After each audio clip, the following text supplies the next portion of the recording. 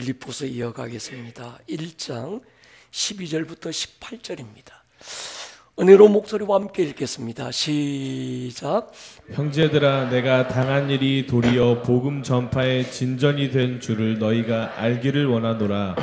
이러므로 나의 매임이 그리스도 안에서 모든 시위대 안과 그 밖의 모든 사람에게 나타났으니 형제 중 다수가 나의 매임으로 말미암아 주 안에서 신뢰함으로 겁없이 하나님의 말씀을 더욱 담대히 전하게 되었느니라. 어떤 이들은 투기와 분쟁으로, 어떤 이들은 착한 뜻으로 그리스도를 전파하니 이들은 내가 복음을 변증하기 위하여 세우심을 받은 줄 알고 사랑으로 하나, 그들은 나의 매임의 괴로움을 더하게 할 줄로 생각하여 순수하지 못하게 다툼으로 그리스도를 전파하느니라.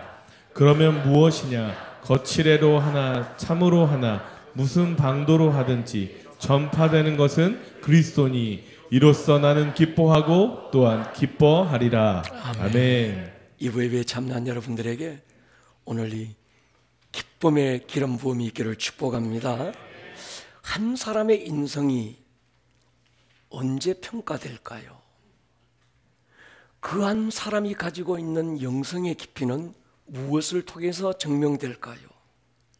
좋고 편안할 때는 다 천사처럼 보일 수 있습니다. 어렵고 메마른 상황을 만나면 내면에 가라앉아 있던 그 사람의 모습이 드러나기 시작하는 거죠. 제가 우리 연애하는 청년들에게 가끔씩은 싸워도 봐라 라고 권면합니다. 싸워봐야 사랑이라는 감정 안에 포장된 그 사람의 내면이 보이는 거예요. 근데 싸우려면 잘 싸워야 합니다. 싸움의 고수인 제가 싸우는 방법도 가르쳐 줍니다. 프로와 조폭의 차이가 있습니다. 심판입니다. 심판을 두고 싸우면 프로들이 싸우는 거예요. 심판이 없이 싸우는 건 조폭들인 거죠. 성패를 결정하는 건 자신이나 상대가 아니라 심판이 결정하게 하는 거지요. 우리의 심판이 누굴까요? 하나님인 거죠. 하나님을 심판으로 두고 싸우는 싸움은 잘 싸우는 싸움입니다. 프로는요, 정해진 시간을 두고 싸웁니다. 아무리 자기가 이길 수 있고 막 잘 되고 있고 그래도 정해진 3분이라는 시간이 끝나면 멈출 수 있어야 합니다. 프로는요, 한 가지 주제 가지고 싸워요. 근데 조폭은 과거에 남아있던 쌓여있던 모든 감정 꺼내가지고 막 싸우는 거예요. 정해진 시간을 정하고 한 가지 주제를 가지고 심판이신 하나님을 가운데 두고 싸우는 싸움은 잘 싸우는 거지요. 고난의 산을 넘어갈 때 삶의 반응이 그 사람의 신앙의 수준이고 영성의 척도입니다. 좋고 나무랄 데 없는 상황에서도 불평하고 원망하는 사람도 있지만 죽을 것 같은 힘든 상황에서도 감사의 이유를 찾고 다른 사람을 위로하고 격려하는 사람도 있습니다. 꽃밭에서 쓰레기 더미를 찾는 사람도 있지만 쓰레기 더미 속에서 장미꽃을 찾는 사람도 있는 거지요. 그 사람의 시각이 그 사람이에요.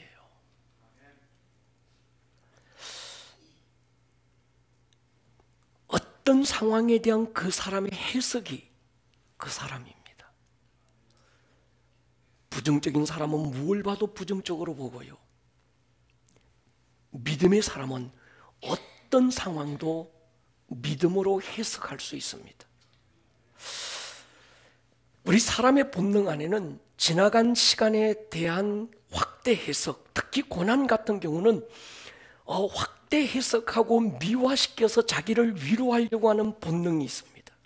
남자들의 군 생활은요, 얘기할 때마다 미화되고 확대되는 것 같아요.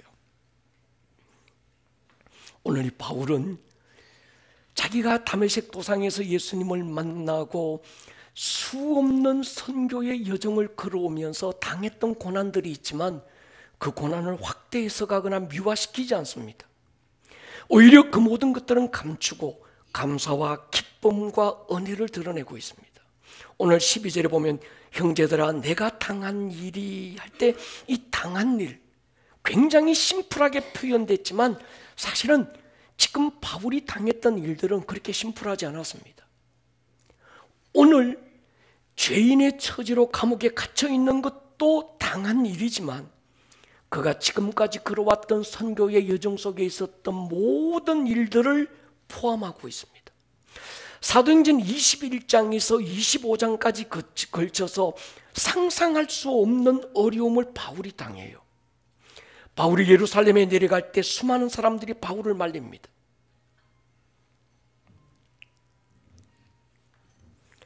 당시 예루살렘에는 바울을 잡기 전에는 먹지도 마시지도 않겠다는 사생결사대까지 만들어져 있던 상황입니다. 그래서 성령에 감동된 선지자 하나가 바울의 띠를 가져다가 이 띠의 임자가 예루살렘으로 들어가면 이렇게 결박되고 이런 고난과 이런 갇힘을 당하게 될 것이라고 미리 알려주고 만류까지 합니다. 그때 바울이 했던 유명한 선포가 있습니다. 결박과 환난이 나를 기다린다고 하지만 나의 달려갈 길과 주 예수께 받은 사명 은혜의 복음 증거하는 일을 마치려 하면은 내 생명도 조금도 귀한 것으로 여기지 않겠다. 이 믿음의 선포 끝에 예루살렘으로 내려갔다가 모함받고 감옥에 갇히고 매맞고 2년간 옥에 갇힌 상태로 모진 고난을 당합니다. 그리고 로마로 압송되면서 그 과정에서 또 유라굴로 광풍을 만납니다. 배가 파손되고 죽을 위기 넘기고 어찌하다가 멜리데라는 섬에 정박하지만 거기서도 독사에게 물려서 또 한 번 죽을 고비를 넘깁니다. 이 모든 과정을 바울은 한마디로 심플하게 말해요. 내가 당한 일.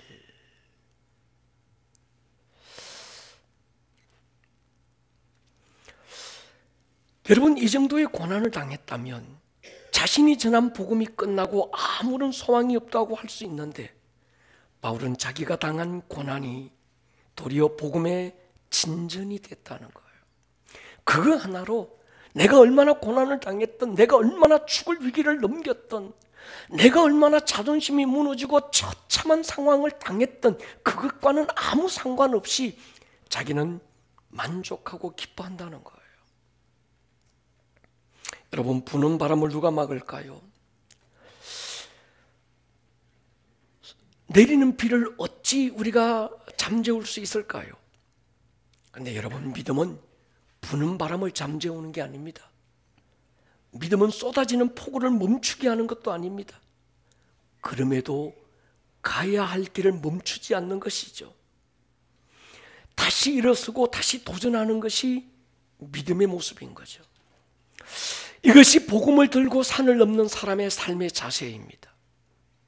우리가 믿음을 붙들고 살고 복음을 붙들고 살고 있지만 고난이 없는 탄탄대로가 믿음의 삶은 아니라는 거예요. 오히려 더 큰 저항과 중력이 있지만 그럼에도 불구하고 내가 붙든 이 복음 때문에, 내가 가진 믿음 하나 때문에 다시 일어서고 포기하지 않는 것을 말하는 거죠.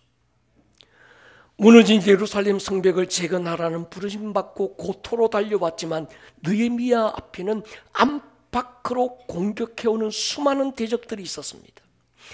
부르심이 있어 왕후라는 자리에 앉았지만 죽으면 죽으리라 결단하고 왕에게 나가지 않으면 안 되는 절박한 상황이 에스더에게 있는 거예요. 이사야 선지자는 이렇게 말합니다. 좋은 소식을 전하고 평화를 공포하며 복된 좋은 소식을 가져오며 구원을 공포하고 시온을 향하여 이르기를 내 하나님이 통치하신다 하는 자의 산을 넘는 발이 어찌 그리 아름다운가.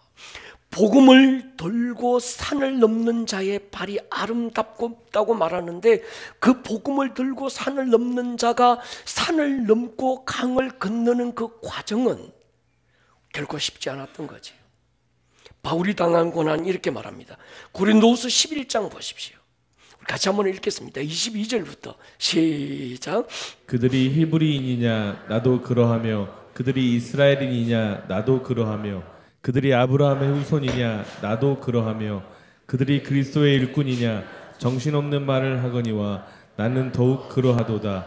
내가 수고를 넘치도록 하고 옥에 갇히기도 더 많이 하고 매도 수없이 맞고 여러 번 죽을 뻔하였으니 유대인들에게 40에 하나 감한매를 5번 맞았으며 3번 태장으로 맞고 1번 돌로 맞고 3번 파선하고 일주야를 깊은 바다에서 지냈으며 여러 번 여행하면서 강의 위험과 강도의 위험과 동족의 위험과 이방인의 위험과 시내의 위험과 광야의 위험과 바다의 위험과 거짓 형제 중의 위험을 당하고 또 수고하며 애쓰고 여러 번 자지 못하고 줄이며 목마르고 여러 번 굶고 춥고 헐벗었노라. 이것이 복음을 들고 산을 넘었던 바울이 당한 일이 바로 이 일입니다. 우리가 생각할 때 복음을 들고 산을 넘는 자의 발이 아름답다고 그러니까 모든 사람들이 박수 쳐주고 환영해주고 인정해주고 막 환호하고 그런 거 아니었어요. 고문과 학대를 당하고 옥에 던져지고 갇히고 수없는 시간들 속에 아주 자존심이 깨어지고 무너지는 그런 상황들이 있었지만 바울은 자기 억울함을 하소연하거나 이걸 해결하기 위해서 구명운동 벌이지 않았습니다. 그리고 오히려 그 모든 상황에서도 복음의 위대함을 전하고 영혼 구령 삼는 기회로 만드는 거죠. 그래서 이렇게 고백하는 거예요. 나의 갇힘마저도 오히려 복음의 진전이 됐다. 갇혔기 때문에 못하는 것도 아니고 이런저런 수없는 고난과 실수와 실패를 당했기 때문에 모든 게 끝난 것이 아니라는 거죠. 갇혔기 때문에 도무지 할 수 없었던, 갇혔기 때문에 할 수 있는 일들이 그에게 있었다는 겁니다. 월드컵에 나간 선수에게 물어요. 왜 골을 넣지 못했습니까? 하는 말이 골키퍼가 너무 잘해서 골을 못 넣었습니다. 말이 안 되는 거지요. 누군가가 여러분의 신앙이 왜 성장하지 못했습니까? 물을 때 상황이 어려웠어요. 돈이 없어서요. 그 사람 때문에요. 이 사람 때문에요. 이 일 때문에요. 여러분 아닙니다. 내 마음대로 안 된다는 건요, 하나님이 조율하고 계신다는 거거든요. 여러분, 복음을 손에 든 자, 하나님의 손에 붙들린 자는 상황을 가지고 핑계하지 않습니다. 모든 상황 속에서 일하시는 하나님을 바라보는 것인 거죠. 여러분, 이사야 40장 보십시오. 야곱아 어찌하여 내가 말하며 이스라엘아 내가 이르기를 내 길은 여호와께 숨겨졌으며 내 송사는 하나님께 벗어났다 하느냐. 너는 알지 못하느냐, 듣지 못하느냐?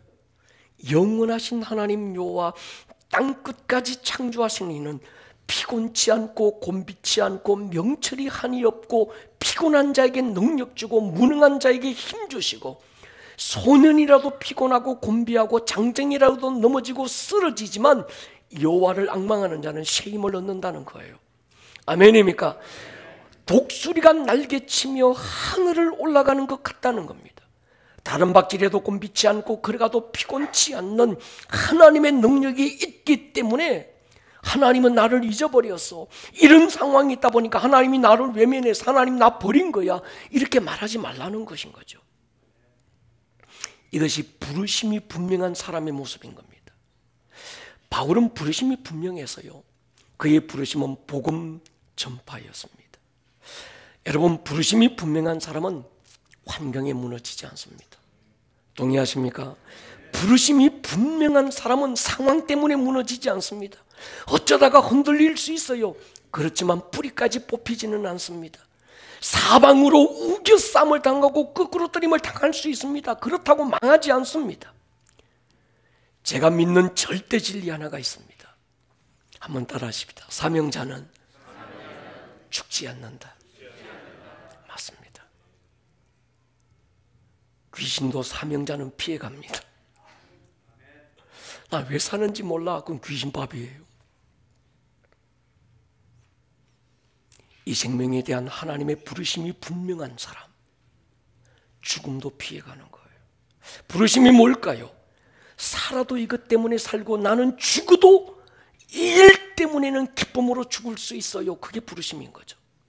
내 영혼의 때에 후회가 없는 그것이 부름입니다.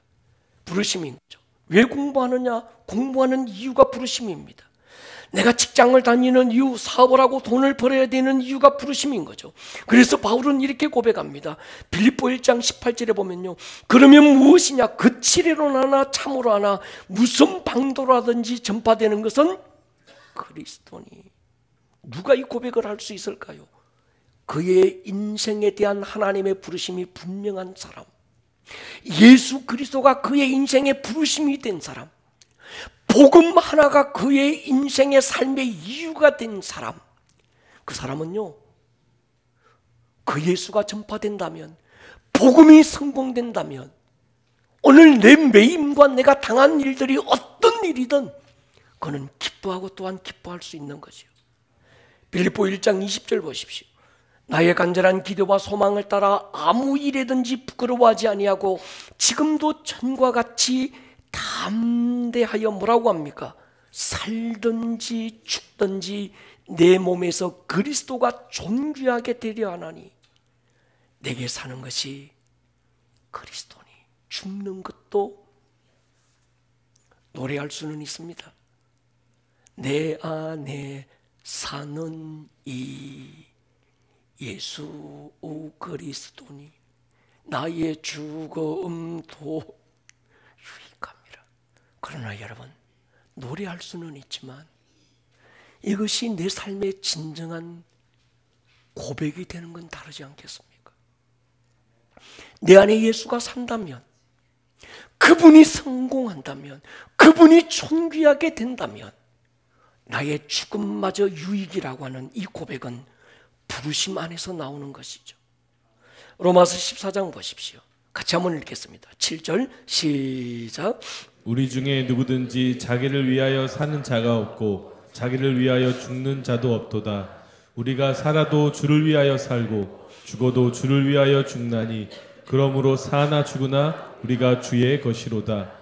이를 위하여 그리스도께서 죽었다가 다시 살아나셨으니 곧 죽은 자와 산 자의 주가 되려 하심이라. 아멘. 예수가 나의 주인이에요. 그 예수가 나의 왕이고 그리스도라면 나의 삶도 나의 죽음도 그분의 것이 된 사람, 이 고백이 있다면 그 사람은 부르심을 향해서 달려가고 있는 분명합니다. 우리는 그동안 코로나가 왔을 때 외친 구호가 있습니다. 구원을 넘자, 부르심으로 가자. 성공을 넘고 섬김으로 가자. 뜰을 지나 더 깊은 지성소로 가자. 살아서 살지 말고 부르심을 따라 살자 외쳤습니다. 한때 리그 워렌이 남긴 말이 한국교회와 세계교회에 도전을 주었습니다.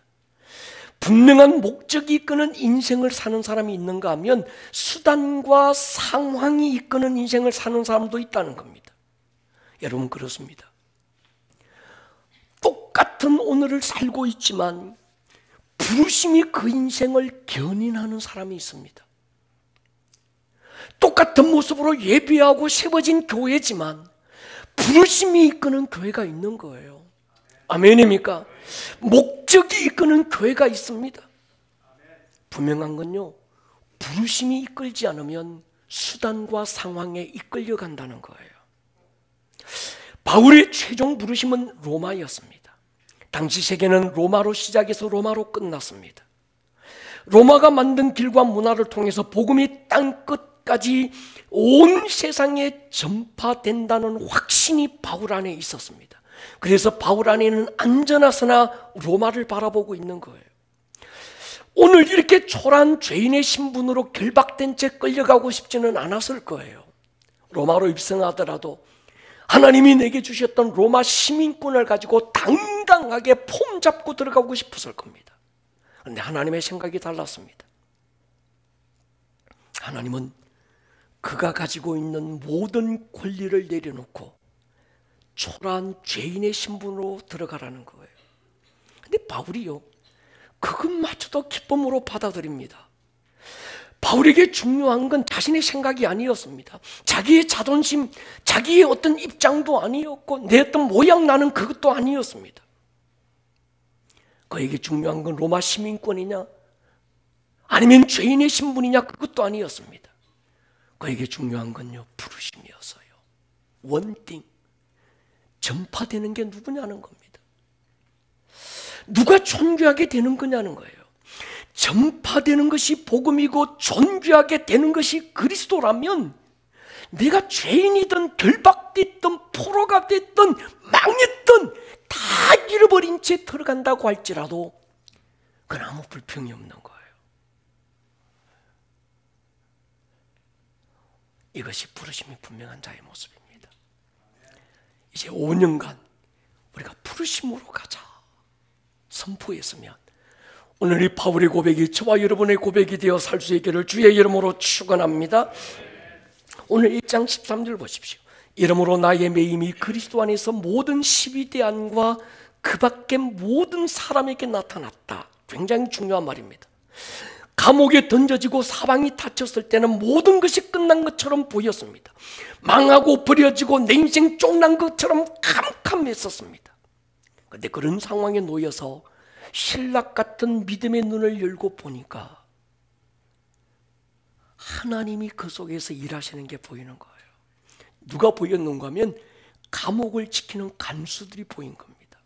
어떻게 그게 보였을까? 10년 전 필립보에서 있었던 일을 기억했을 거예요. 거기서도 감옥에 갇혔을 때 전혀 생각하지 못했지만 하나님은 감옥을 지키던 간수의 마음을 흔들어서 복음을 받아들이게 하고 필립보 교회가 세워지는, 유럽의 처음 교회가 세워지는 초석으로 삼으셨던 거예요. 여러분, 우리가 그리스도 안에 있다면 위기가 곧 기회인 줄 믿습니다. 여러분의 끝은 하나님의 새로운 시작입니다. 벼랑 끝에 몰렸을지라도 믿음의 눈을 열어보십시오. 하나님이 여러분 안에 넣어두셨던 날개가 있다는 게 보일 거예요. 바울은 감옥에 갇혔기 때문에 거기서 에베소서를 기록하고 빌립보서를 기록하고 골로새서라고 하는 위대한 복음을 남깁니다. 제가 생각해 봤습니다. 바울이 로마 감옥에서 뭐 했을까요?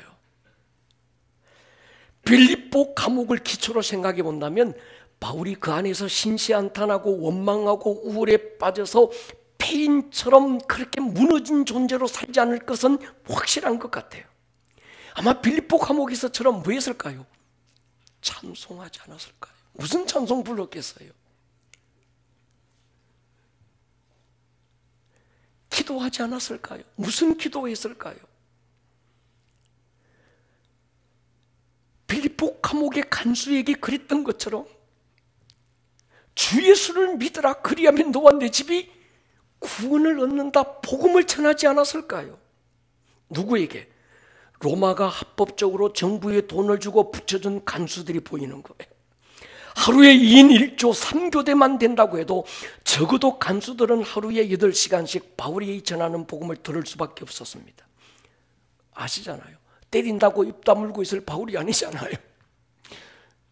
협박하고 못하게 하고 야단친다고 침묵하고 있을 바울이 아니었습니다. 그렇다고 간수가 바울의 말이 듣기 싫다고 근무지를 이탈할 수 있는 상황도 아닌 거예요.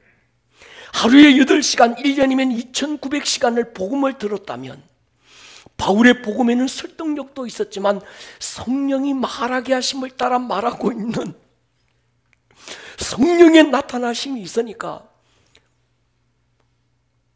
복음은 들음에서 나는 거잖아요. 할렐루야. 그렇게 바울을 통해 전해진 복음이 로마의 하류층이 아니라 중상류층을 뒤흔들고 있었습니다. 중요한 문장이 하나 있더라고요. 복음의 진전이라는 거예요. 군대 용어죠. 적진을 향해서 당당하게 진격하는 군대의 발걸음이 진전입니다. 빌립보에 있을 때 의도하지 않게 모함당하고 매맞고 억울하게 감옥에 갇혔지만 하나님은 그때 그 바울의 상황이 끝이 끝이 아니라 오히려 그 상황을 복음의 진전이 되게 하셨던 것처럼, 그걸 알고 있어서 바울은요, 사람들은 내가 감옥에 갇혔으니까 네 인생 끝났어, 바울 끝난 거야, 바울은 인생 쫑났어, 바울 인생에는 아무것도 없어 라고 말할지 몰라도, 바울은 봐라, 내가 빌립보 감옥에 있을 때 사람들은 끝났다고 그래서, 쫑났다고 그랬어, 사람들은 바울의 인생 실패라고 말했어. 그런데 하나님은 그 속에서 복음의 아름다운 꽃을 피웠다는 걸 빌립보 교회의 모든 교인들도 알고 바울도 아는 거예요. 그래서 오늘 바울은 다시 한 번 더 선포합니다. 내가 당한 일이 오히려 복음의 진전이 될 것이다. 여러분의 상황이 어떠하든 기죽지 마십시오. 오늘 여러분의 어떤 인생의 모습이 얼마나 초라하든 걱정하지 마십시오. 목사님요, 돈이 없어서 교회에 득이 안 될 것 같아요. 그건 네 생각이다. 목사님, 내가 건강이 안 좋아서요, 하나님께 영광 가릴 것 같아요. 하나님의 영광은 당신이 뭐 어떻다고 그래가지고 가려질 영광이 아닙니다. 아멘입니까? 구름 한 조각으로 하늘의 해를 어떻게 가려요? 그러지 않아요. 도리어 복음의 진전으로 삼을 것입니다. 하나님은 절대로 손해보지 않는 분이거든요. 오늘 16절 17절 보십시오. 이들은 내가 복음을 변증하기 위하여 세우심을 받은 줄 알고 사랑으로 하나 그들은 나의 매임에 괴로움을 더하게 할 줄로 생각하여 순수하지 못하게 다툼으로 그리스도를 전파하느니라. 두 사람 부류가 있습니다. 이들과 그들. 복음의 진전은 이들만이 아니라 그들을 통해서도 복음의 진전이 이루어지고 있다고 지금 선포하는 거예요. 이들이 누굽니까? 바울이 감옥에 갇혔다는 것 때문에 실망하고 시험 들어서 주저하지 않는 사람들, 도리어 더 당당하게 오늘 바울이 감옥에 갇힌 것에도 바울이 실수하거나 실패하거나 뭔가 잘못해서가 아니고, 바울이 지금 감옥에 갇히고 싶어서 갇힌 것도 아니고, 하늘의 하나님께서 바울을 통해서 하실 일이 있을 거야, 이 사실을 하나님의 시각으로 해석하고 박수 쳐주고 오히려 기도하고 사랑으로 바울을 중보하고 있는 사람, 이들. 근데 반대도 있었던 거예요. 그들, 바울 끝났어, 잘났다고 그렇게 큰 소리치고 폼 잡고 다니더만 잘 됐다, 시기하고 질투하고 모함하던 그들.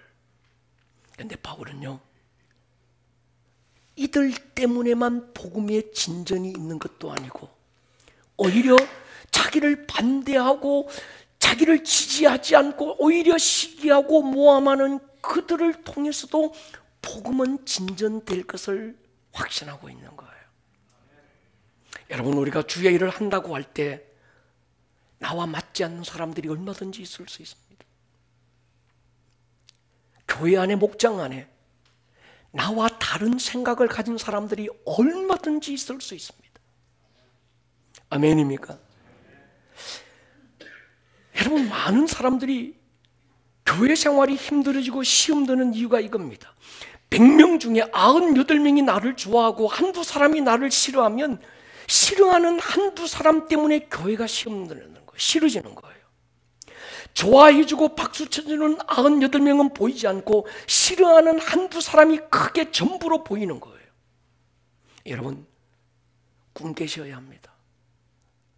예수님도 12 중에 하나는 주님 배신 때렸어요.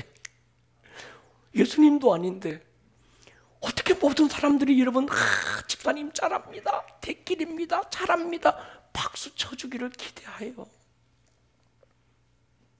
그런데 반대하고 나와 다른 그 사람도 오히려 하나님께서 합력해서 하나님의 선한 뜻을 이루시는 거예요.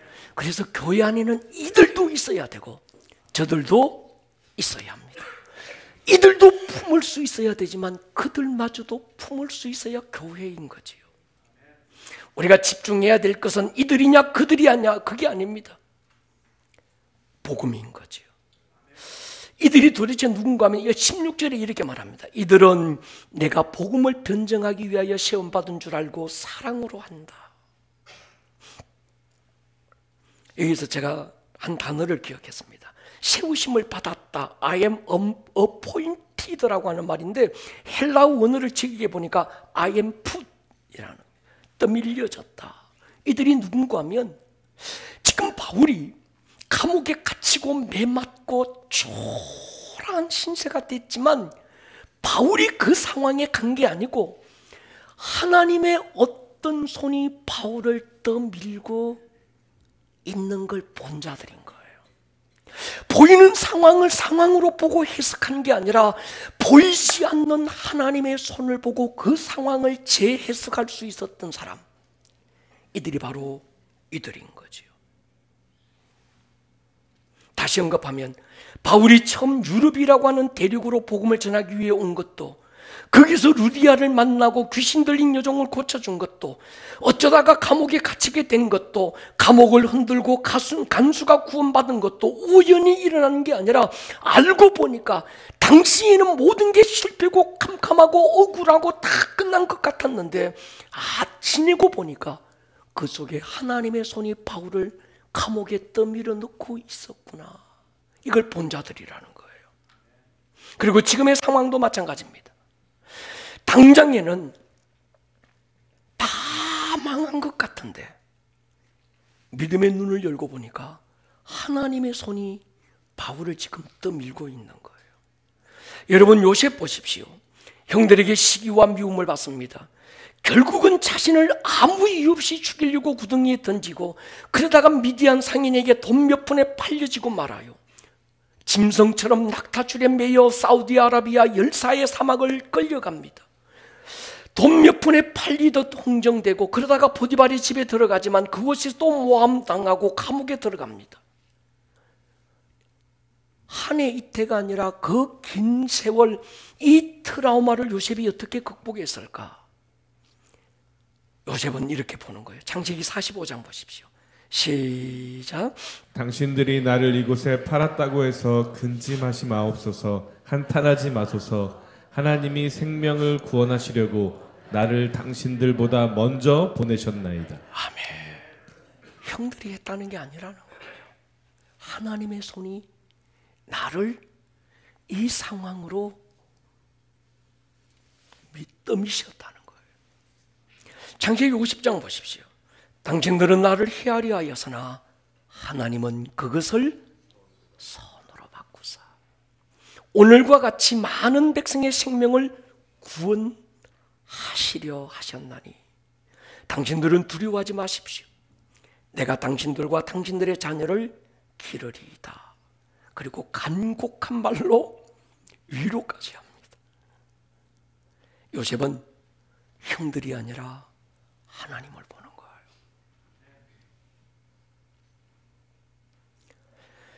자신이 애굽에 팔려온 것도 이런저런 인생의 굴곡을 겪었지만 그 모든 것이 하나님의 손이 자신을 떠밀고 있었다는 걸 아는 거예요. 모세가 그랬습니다. 나일강에 떠내려가는 핏땡이 인생, 그 타이밍과 물길을 하나님이 떠밀고 계신 겁니다. 바로 왕의 공주의 아들로 누가 떠밀어 넣으셨을까요? 40년 후 미디안 광야로 몰아내신 분이 누굴까요? 다시 40년 후 가시들기나무 가까이 몰아오신 분이 누굴까요? 다윗 마찬가지죠. 자기를 죽이기 위해 군대를 풀고 추격해오는 사울을 끝까지 품는 이유가 뭡니까? 오늘의 이 상황마저도 하나님의 손이 개입하고 있다는 거예요. 그러니까 바울이 지금 그 하나님의 손을 보고 있고 하나님의 손을 가지고 있기 때문에 오늘 모든 상황을 재해석하고 있는 거예요. 여러분, 이것이 믿음입니다. 상황을 바꾸려고 하지 마십시오. 내리는 비를 멈추게 달라고 기도하지 마십시오. 상황을 재해석할 수 있는 은혜가 있기를 축복합니다. 오늘 여러분들이 앉고 선 자리 여러분의 선택입니까? 여러분의 실수 때문에 그 자리에 있나요? 여러분의 실패로 인하여 지금의 그 상황에 놓였다고 생각하십니까? 내가 그 사람만 만나지 않았다면, 그때 내가 그 일만 없었다면 오늘 내 상황은 달라졌을 거라고 생각하십니까? 더 나아가서 여러분이 아름다운 꿈의 교회라고 하는 이 자리에 누가 떠밀어 넣으셨습니까? 여러분이 이 교회를 선택했습니까? 여러분이 나는 아름다운 꿈의 교회 장로가 될 거야 선택했습니까? 나는 아름다운 꿈의 교회의 어떤 집사가 될 거야 여러분이 선택했습니까? 요한복음 15장에서 주님은 말씀해요. 너희가 나를 택한 게 아니야. 내가 너희를 택하여 세웠다는 거예요.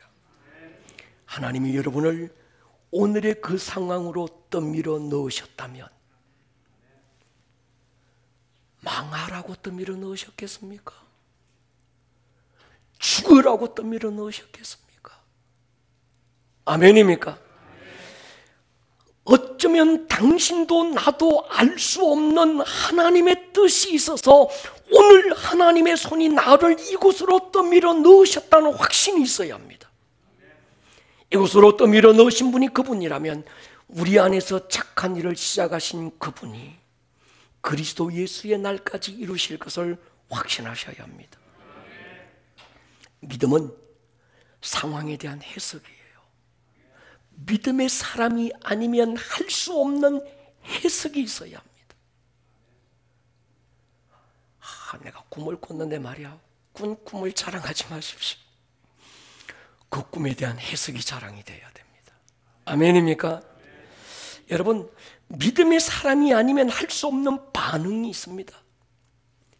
하나님을 붙든 자가 아니면 흉내도 낼 수 없는 삶의 반응, 어떤 자세가 있는 거예요. 그래서 바울이 기뻐하고 또 기뻐하는 이유가 여기 있습니다.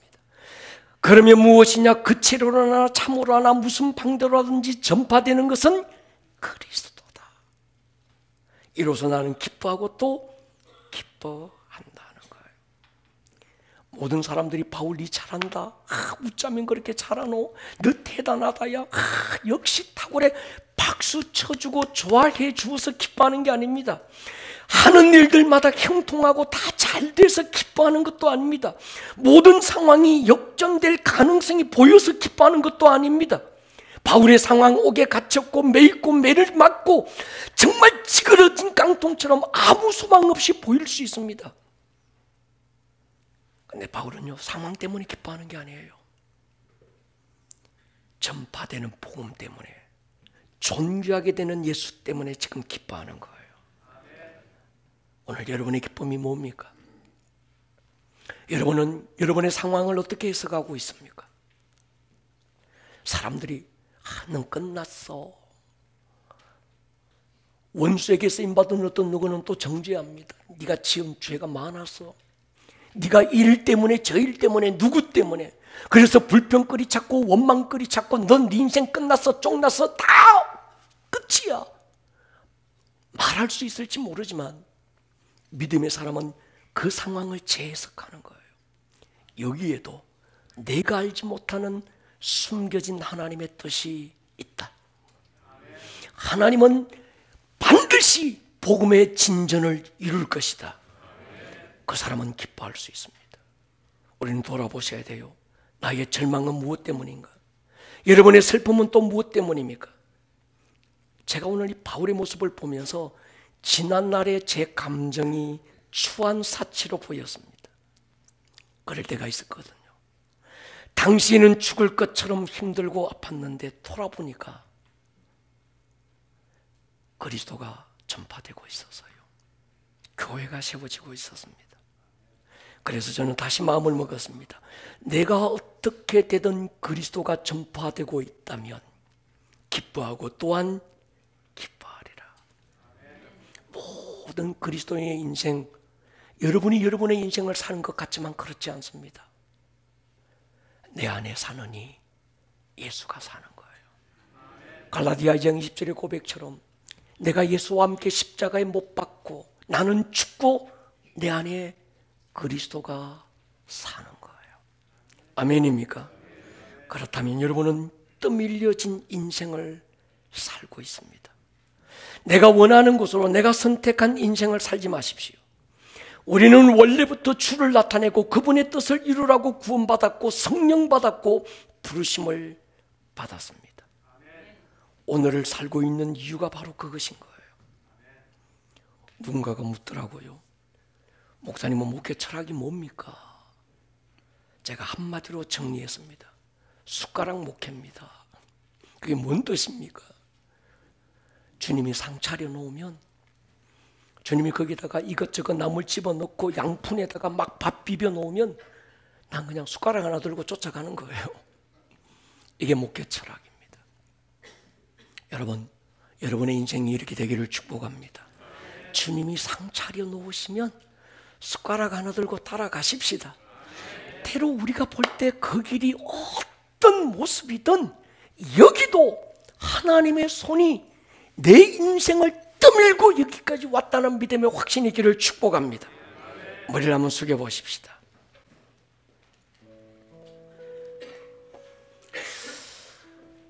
여러분, 한번 생각해 보십시오.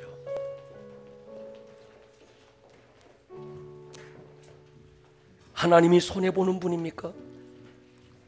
하나님이 낭비하시는 분인가요? 그러지 않습니다. 하나님은 손해보지 않으세요. 오늘 여러분들의 어떤 모습으로도 그것이 낭비가 되지 않게 하실 것입니다. 사랑하는 여러분, 우리가 기뻐해야 되는 이유가 있습니다. 1부 예배 끝나고 2부 예배 들어오기 전에 어떤 집사님이 저를 찾아왔어요. 목사님, 병원에서 진단을 받았는데 암이래요. 근데 목사님, 근데 나 왜 이렇게 기쁠까요?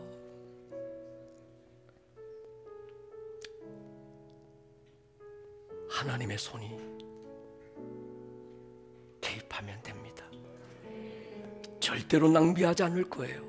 손해보지 않게 하실 것입니다. 기뻐하고 그런 와중에도 또 기뻐해야 되는 이유가 그리스도인이라면 분명해야지요. 사업이 망했는데도 나는 이것 때문에 기뻐요. 암입니다. 그런데 난 기뻐요. 다 망한 것 같아요. 그래도 나 기뻐요. 그것이 있어야지요. 그래야 믿음의 사람입니다.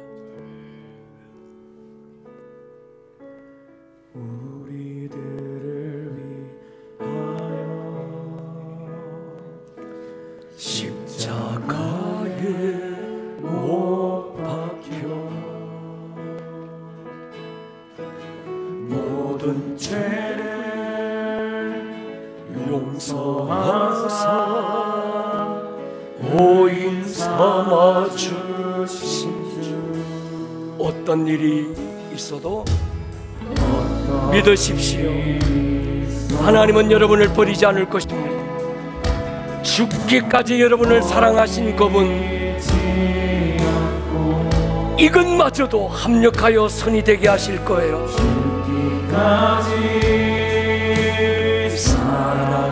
사랑하신 나의 귀한 자리에서 우리 한번 일어설까요? 내 마음의 한 자리 가장 귀한 그 자리 주님이 앉으십시오. 주 오셔서 앉으소서. 주님 난 나의 보배 내 마음의 한 자리 가장 귀한 그 자리 주 오셔서 다스려 주십시오. 다스리소서. 두 손 번쩍 들고 한번 선포하십시오. 내 마음의 한 자리, 내 마음의 한 자리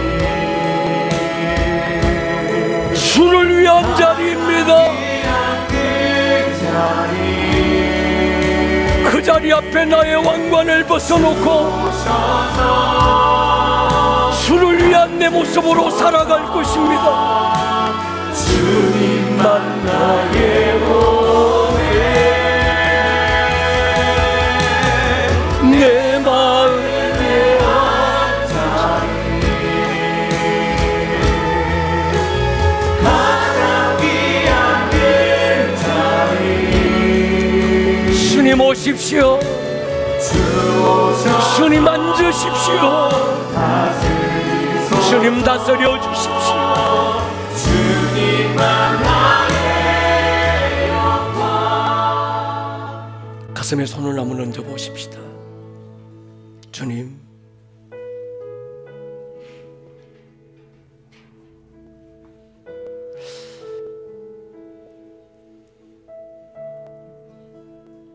내 인생 내가 살아온 것 같고 내 의지대로 여기까지 온 것 같은데 돌이켜보고 다시 생각해보니 주님의 손이 우리를 때로 떠밀고 때로 이끌어 오신 것을 우리가 확신합니다. 우리 안에서 착한 일을 시작하신 이가 예수 그리스도니 그리스도 예수의 날까지 나의 상황과 상관없이 주의 뜻을 이루실 것도 확신합니다. 그래서 우리는 두려워하지 않습니다. 우리는 망하지 않을 것입니다. 우리는 쫄지 않을 것입니다. 당당하게 내가 믿는 나의 하나님이 오늘도 내 인생을 견인하고 있다고 자랑할 것입니다. 우리 교회를 그렇게 사용하여 주시고 성도들의 생애를 붙들어 주십시오. 한 주간을 살아갑니다. 걸음걸음 주가 동행하실 줄 믿습니다. 나사렛 예수의 이름으로 모든 두려움과 절망과 낙심은 떠나갈지어다. 하늘의 샬롬이 임할지어다. 기쁨의 옷을 입혀주시기를 축복합니다. 오늘 들었던 이 말씀이 듣는 말씀에서 끝나지 않고 여러분들의 삶에 살아내는 말씀으로 생명력 있는 말씀이 될 수 있기를 주님의 이름으로 다시 한번 축복합니다.